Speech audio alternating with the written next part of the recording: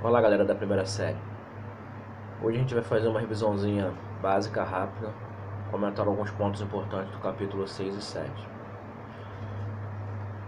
Migrações. Como a gente sabe, o Brasil recebeu um grande número de imigrantes ao decorrer de sua formação.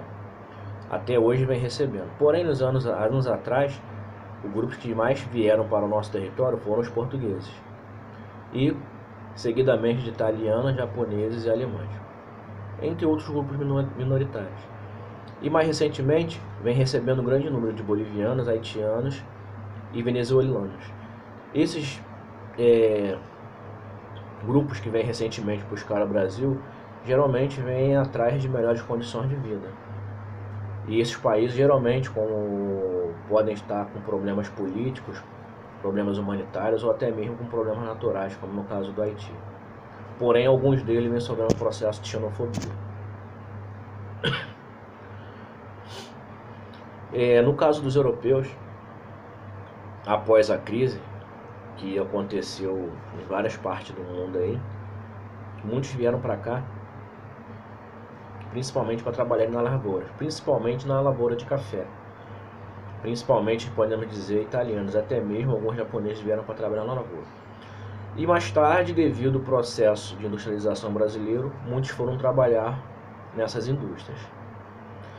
Mas esse movimento migratório pode-se dizer que ocorreu em 4 etapas. A primeira, que foi a etapa o primeiro, a gente pode dizer que foi o ciclo do pau-brasil. A segunda, que foi o ciclo do ouro. A terceira, o ciclo do café, e a quarta, que foi o ciclo da industrialização. Porém, na parte da industrialização, quando chega no ciclo da industrialização, acontece que atrai grandes pessoas de várias partes, não só do mundo, mas também do Brasil. E no Brasil, esse movimento migratório, onde as pessoas começam a sair do meio rural para o urbano, é chamado de êxodo rural. E o principal trajeto do êxodo rural na época era sair das regiões nordeste, às vezes centro-oeste ou até mesmo norte, sul, de várias regiões do Brasil em direção à região sudeste, principalmente nos estados do Rio de Janeiro e São Paulo, onde estava começando o processo de industrialização. Como eu falei anteriormente também, de urbanização, a gente vai ver que a urbanização é a modificação dos espaços naturais pelo ser humano de acordo com a necessidade dele. Só que a gente vale lembrar que urbanização é diferente de crescimento urbano. A urbanização é uma forma de organização onde você tem uma infraestrutura, uma rede de organização de transporte, tudo de uma forma, saneamento básico, tudo de uma forma onde possa ser mais organizada. No caso de crescimento urbano, isso ocorre sem organização, de uma forma desordenada. Geralmente quando acontece nos bairros pobres ou carentes, nas próprias favelas mesmo, nas comunidades carentes. Sendo assim, o homem começou a se organizar e fixar a moradia após a prática da agricultura.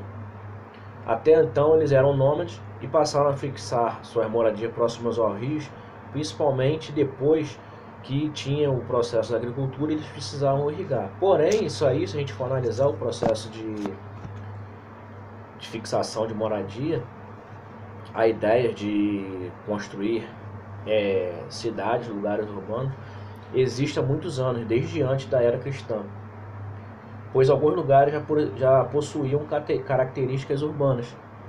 Antes mesmo, até que se a gente for analisar o período feudal,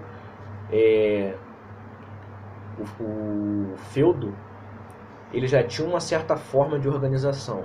Então, para se ter considerado uma área urbana, ou definir uma cidade, ela possui vários critérios onde de algum lugar para o outro vai variar, conforme a necessidade de cada localidade. Nos países desenvolvidos, eles tiveram um processo lento e organizado, principalmente a partir dos países que estiveram envolvidos diretamente na primeira Revolução Industrial, onde cada um foi buscando de uma forma melhor de tentar se organizar. A partir da terceira Revolução Industrial, onde praticamente os países subdesenvolvidos começaram a se envolver nesse processo, eles tiveram um processo de urbanização rápido e desorganizado. onde até hoje muitos desses países têm sérios problemas de locomoção, de transporte de carga e etc. O meio humano ele pode ser organizado de duas formas, da forma clássica e da forma flexível. A forma clássica, como eu falei para vocês, é aquela onde a gente tem respeitando uma hierarquia entre os bairros locais, cidade local, região metropolitana e megalópole. Já na forma flexível, você tem um melhor contato entre todas as áreas com a região metropolitana. E existem ainda vários processos associados à urbanização, como nós vimos anteriormente. Processo de conurbação, que é quando duas cidades passam a se juntar horizontalmente. As metrópoles ou megalópolis, a periferização, a verticalização, quando as cidades já não podem mais crescer de uma forma horizontal, elas passam a crescer de uma forma vertical. A cidade global, que é toda aquela que exerce grande influência dentro do país e no mundo, como no caso do Brasil, São Paulo. E o processo de desmetropolização, que é quando algumas cidades ou várias empresas passam a perder esse processo de empresas e ela tenta diminuir e sair para outros lugares.